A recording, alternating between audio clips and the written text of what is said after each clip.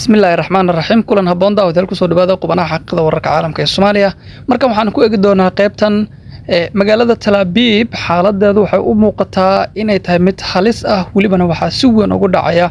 duqeymo ka dhanay Iran ay ka fulinayso Tel Aviv waxa haysta ma ahan wax sahlan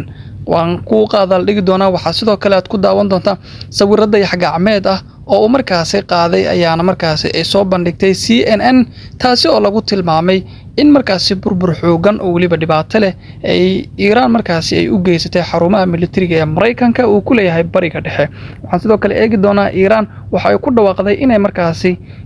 rabto in hogaamiye sare oo waa markaas hogaamiye cusub ee markaas isbedel uu ku keeni doono doorka ugu muhiimsan ee waqtigan kalintiisa ku aadan hadaba qodobadaas aan rabaa inaan daqiiqad halkan kugu soo koobo soo dhada saaxiibayaal noolay garay saaxiibayaal hoos aan soo soconay bal kor noo soo qaada subscribe-tana channel-kana gilo maasanidin soo dhada saaxiibayaal maxaa sababay in Ruushka iyo waliba Shiinaha uu difaaco ama uu difaaci karin Iran iyadoo waqtigan la tilmaamayo in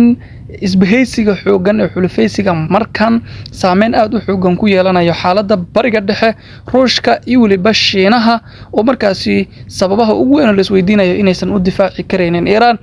xiriirka diblomaasiyadeed Shiinaha iyo waliba sidoo kale Mareykanka ayaa u muuqday in muddooyinkii ugu dambeeyay si weyn ay isku soo dhawaaneen kadib xilli Ruushka iyo waliba Shiinuhu talaabooyinka ay qaadeen iyaguna qudooday u muuqatay waqtigan saameynta kale ee uga imaan karto ayaana la tilmaamaya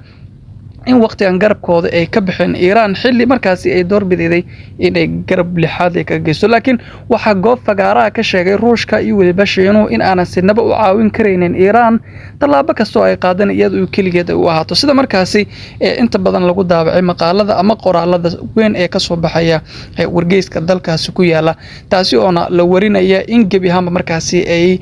daaqada ay ka saareen xiriirkii diblomaasiyadeed ee markaasi u dhaxeeyay Mareykanka aan markaas Ruushka iyo Shiinaha oo markaas Iran ay la lahaayeen mana jirto ilaa hadda wali wax oo ay si cad banaanka u keeneen laakiin waxa muuqata in gebi ahaan markaas iska diideen muuqaal oo markaas ka soo baxay halkaas ayaana si weyn ugu muujinaya talaabada ama doorka uu qaadiso waana sababaha ugu waaweyn ilaa ay haatan aan markaas talaabo muhiim ah aynan u geysanin dhinaca kale sawirro gacmeedyo markaas uu qaaday oo ay markaas soo bandhigtay CNN ayaana muujinaya in burburka ay warbaahinta Iran ay markaas u geysatay xarumaha militariga ee Mareykanka uu ku leeyahay bariga dhexe saameyn xoogan waqtigan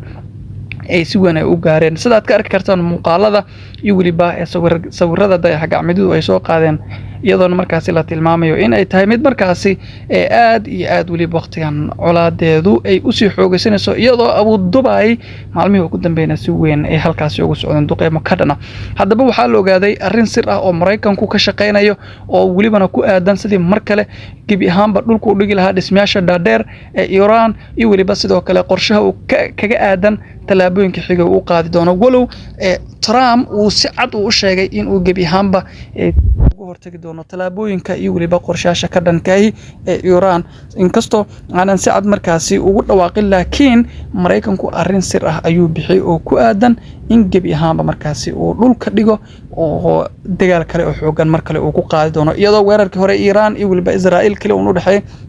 mucaawiyaha Mareykanku ahaa laakiin bariga dhexe gobolkiisa ayuu si weyn ugu soo dadgureynaya ciidamadiisa Tirabela iyo waliba kumanaan oo markaas ugu talagalay in gebi ahaanba lagu burburiyo halkaas mana jirto ilaa hadda talaabad oo Mareykanku banaanka soo dhigay laakiin xog sir ah la helay ayaana markan baahinaysa ama arrintaas sheegtay waxaan in badan markaas sameyn doonaa baaritaano ku aadan hadii warar kale oo macluumaad dheer ay ka soo baxo halkan idinku kula wadaagi doonaa saaxiibalda channelka subscribe noo saar like-ta saaxiibal ruuti meel dheer ay nagarsinaysaa noo like gareey bil calayka hoos aynu soconaan bal kor noo qaada aad oo maasantiin